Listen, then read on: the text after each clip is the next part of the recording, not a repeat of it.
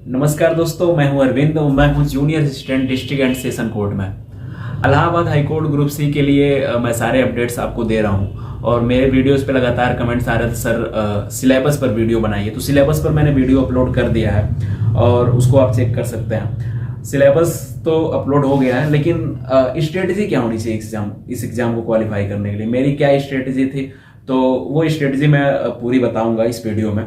हिंदी के लिए कहाँ से पढ़ना है आपको, जीएस कैसे पढ़ना है, इंग्लिश कैसे पढ़ना है, मैथ्स में कहाँ से कैसे कवर करना है, तो ये सारी चीजें मैं बताऊंगा। मैं ज्यादातर ऐप्स यूज करता हूँ, तो वोकैब्स के लिए जैसे एक ऐप मैं अभी आपको बताऊंगा, वोकैब जुगाड़ के नाम से ऐप है। तो वोकैब्स याद करने के लिए बड़ा बढ़िया ऐप है। बाकी क्विजेज तैयार करने के लिए जो है जीएस के लिए वो भी ऐप है। तो वो सारी चीजें मैं बताऊंगा आपसे। तो सबसे पहले हम बात करेंगे कि इंग्लिश के लिए क्या स्ट्रेटेजी होनी चाहिए। तो इंग्लिश का अगर आप सिलेबस देखे होंगे, सिलेबस मैंने प्रीवियस वीडियो में बताया था, फिर भी यहाँ भी बता दूं आपको। साइनोनिम से जो है 2 क्वेश्चन आते हैं, एंटोनिम से 1 क्वेश्चन, वन वर्ड सब्स्टिट्यूशन से 1 क्वेश्चन, इडियम से 1 क्वेश्चन, फिगर ऑफ स्पीच जिसे अलंकार भी कहते हैं, हिंदी में अलंकार होता है, इंग्लिश में फिगर ऑफ स्पीच से 1 क्वेश्चन आता है। इसमें पार्ट्स ऑफ स्पीच से भी पार्ट्स ऑफ स्पीच, लगभग सारे पार्ट्स ऑफ स्पीच से क्वेश्चन आते हैं। Fill in the blanks type का क्वेश्चन आता है इसमें। जो फिल इन द ब्लैंक्स वाला ऑप्शन होता है वो अच्छा है, उसमें कर सकते हैं आराम से। मोडल से 1 क्वेश्चन आता है, टेंस से 1 क्वेश्चन, फ्रेजल वर्ब से 1 क्वेश्चन, पंक्चुएशन से 1 क्वेश्चन, आर्टिकल से 1 क्वेश्चन और डायरेक्ट इनडायरेक्ट से 1 क्वेश्चन। बाकी मिसलेनियस जो भी 3-4 रह गए हों उसमें आ जाते हैं। तो वोकैब आपको कहाँ से याद करना है, साइनोनिम्स एंटोनिम्स रटने की जरूरत आपको नहीं है। एक ऐप मैं अभी आपको बता देता हूँ, लिंक भी डिस्क्रिप्शन में डाल दूंगा, जिससे मैं खुद मैं यूज करता हूँ। वोकैब जुगाड़ के नाम से एक ऐप है। इस पे क्या है कि ये आप देख सकते हो कि इसमें जैसे ये लेथार्जी लिख रखा है, तो लेथार्जी का मतलब होता है आलस्य। तो इसका निमोनिक दिया हुआ है, वो सारे दिन लेटा ही रहता है, इसलिए उसमें आलस्य ज़्यादा है। लेथार्जी लेटा ही रहता है, इसलिए आलस्य ज़्यादा है। तो इसको ऐसे करके याद कर सकते हैं इसमें।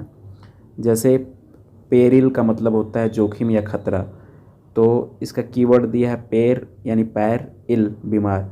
निमोनिक इसका दे दिया है पैर बीमार हो गया, इसलिए काफ़ी खतरा महसूस हो रहा है। तो इसको याद करने, जब आप इसको ऐसे याद करते हो तो आपको ये कहीं ना कहीं याद हो जाता है आराम से। एक बार आपके सामने जैसे ये वर्ड आएगा, आप देखोगे, आप इसका आराम से मीनिंग निकाल सकते हो। जैसे वोकैब के लिए परेशान होने की बिल्कुल ज़रूरत नहीं है, कहीं से रटने से अच्छा है यहीं से डेली जो है 20-20, 25-25 देखते जाएंगे, याद होता जाएगा। ठीक है, तो इसको ऐसे कर लेंगे, वोकैब आपका यहाँ से तैयार हो जाएगा। बाकी जो ग्रामर का पोर्शन है इंग्लिश का, इसको कवर करने के लिए मैं एक बुक आपको प्रीफर करना चाहूँगा। केडी पब्लिकेशन की बुक से मैंने तैयारी करी थी। नीतू सिंह इसकी राइटर है। नीतू मैम की जो बुक है ये केडी कैंपस की, इससे मैंने तैयारी करी थी। इसमें जो है इसका हिंदी वर्जन आप लेना, सारा कुछ आपको हिंदी मिल जाएगा। ग्रामर अच्छे से दिया हुआ है, जिसमें आप पार्ट्स ऑफ स्पीच, जैसे एक बार नाउन पढ़ना, उसके बाद से उसका जो एक्सरसाइज दिया होगा वो एक्सरसाइज करना, आपको नाउन पूरा कवर हो जाएगा, जो भी उसके रूल्स हैं। प्रोनाउन ऐसे करना, ऐसे करते करते आपको सारे 8 पार्ट्स ऑफ स्पीच तैयार कर लेना है। टेंस इससे पढ़ लीजिएगा। टेंस पढ़ने के बाद से आपको फ्रेजल वर्ब भी मिल जाएगा, इसमें आर्टिकल मिल जाएगा, आर्टिकल भी पढ़ लेना यहाँ से, डायरेक्ट इनडायरेक्ट भी यहाँ से पढ़ लेना। और ये जो इसमें बाकी जो पोर्शन छूट रहे हैं, फिगर ऑफ स्पीच शायद इसमें नहीं होगा, मेरे टाइम में तो नहीं था, अब क्या अपडेट है इस बुक का मुझे नहीं पता। फिगर ऑफ स्पीच वैसे पोर्शन ही नहीं है एसएससी का, तो ये मेनली एसएससी के लिए बुक है। ये एसएससी का तो पोर्शन ही नहीं है figure of speech. Figure of speech को आप यूट्यूब पे सर्च करके 1-2 वीडियो देख करके इसको कवर कर लेना। पंक्चुएशन एक चैप्टर है, तो इसको भी आप यूट्यूब पे वीडियो देख करके कवर कर लेना। इंग्लिश आपकी यहाँ से हो जाएगी। और इंग्लिश में अगर आप बिल्कुल भी जीरो हो, तब भी अगर आप ये जो बुक मैं बता रहा हूँ आपको, अगर इसको आप पढ़ते हो, सारा कुछ हिंदी में ही दिया हुआ इसमें, और बुक को पढ़ पढ़ के एक चैप्टर वाइज इसको करते आते हो, तो फिर भी समय है अपने पास।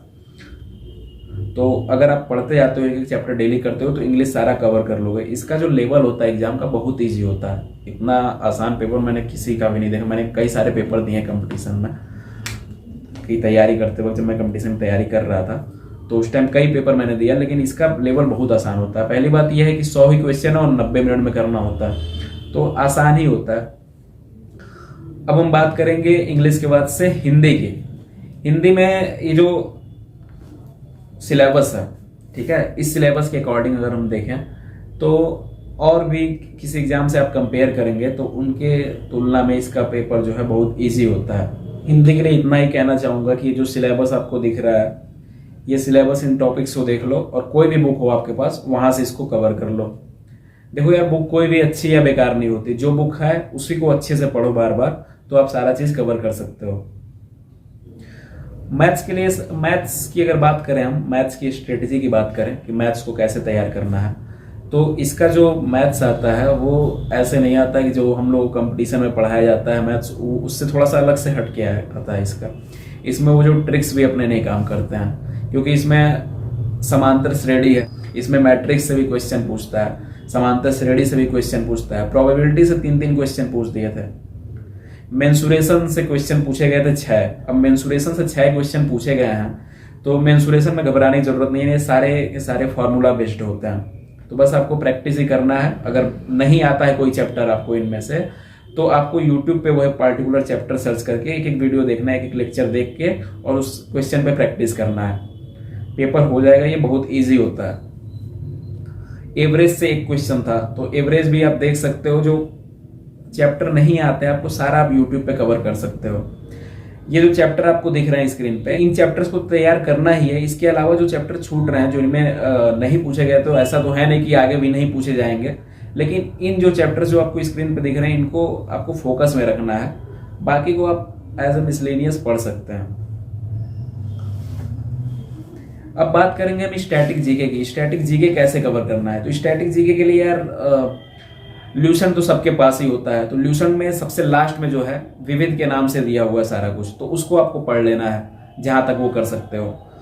करंट अफेयर्स से केवल 2 क्वेश्चन आए थे हमारे टाइम में, तो करंट अफेयर्स अगर इसमें पूछता भी है तो बहुत इजी लेवल का पूछता है। तो करंट अफेयर्स के लिए भी लास्ट में अगर आप एग्जाम से पहले 2-3 वीडियो देख के चले जाओगे, इंपॉर्टेंट करंट अफेयर्स के नाम से आ जाता है, तो उसमें से भी आपको क्वेश्चन मिल जाएंगे।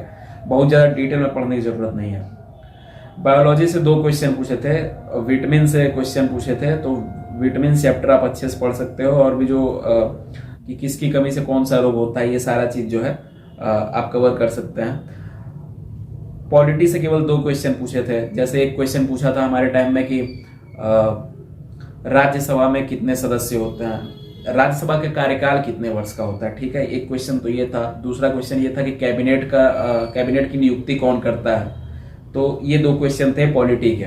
कंप्यूटर से एक क्वेश्चन पूछा था कि 1 बाइट कितने बीट के बराबर होता है, ऐसा क्वेश्चन था। एक क्वेश्चन एंशिएंट से पूछा था कि पंचतंत्र किसने लिखा है, ठीक है। हिस्ट्री में जो है ज्यादातर मिडिवल हिस्ट्री से पूछा था, तो मिडिवल हिस्ट्री में मुगल काल को अच्छे से देख लेना आप। बाकी स्टैटिक जीके में आप ल्यूसेंट से आप पढ़ लोगे, ल्यूसेंट से थ्योरी पढ़ोगे। बाकी ऑब्जेक्टिव के प्रैक्टिस के लिए एक ऐप और है हमारे पास, ये ल्यूसेंट का ही है। ये लूसेंट का ऐप है ऑब्जेक्टिव क्वेश्चंस का। इसमें चैप्टर वाइज क्विजेस दिए हुए हैं, सारे सब्जेक्ट वाइज की क्विजेज हैं जिनको चैप्टर वाइज बांट रखा है। तो यहाँ से आप बहुत इजीली तैयारी कर सकते हो। थ्योरी आपको पढ़ना है लूसेंट से, और उस चैप्टर का क्विज करना है आपको इस ऐप से। टाइम टू टाइम आपको अपडेट देते रहूँगा मैं। आप हमारे टेलीग्राम चैनल से जुड़ सकते हैं, इंस्टाग्राम पे फॉलो कर सकते हैं, इंस्टाग्राम पे आप मुझे डायरेक्ट मैसेज कर सकते हैं। इंस्टाग्राम पे अकाउंट है मेरा बाबू सरकारी 2022 के नाम से। लिंक मैं सारा कुछ का डिस्क्रिप्शन में डाल दूंगा। और हमारे पुराने वीडियोस भी आप देख सकते हैं, जिस पे मैं जॉब प्रोफाइल जूनियर असिस्टेंट की क्या होती है उस पर वीडियो बना चुका हूँ।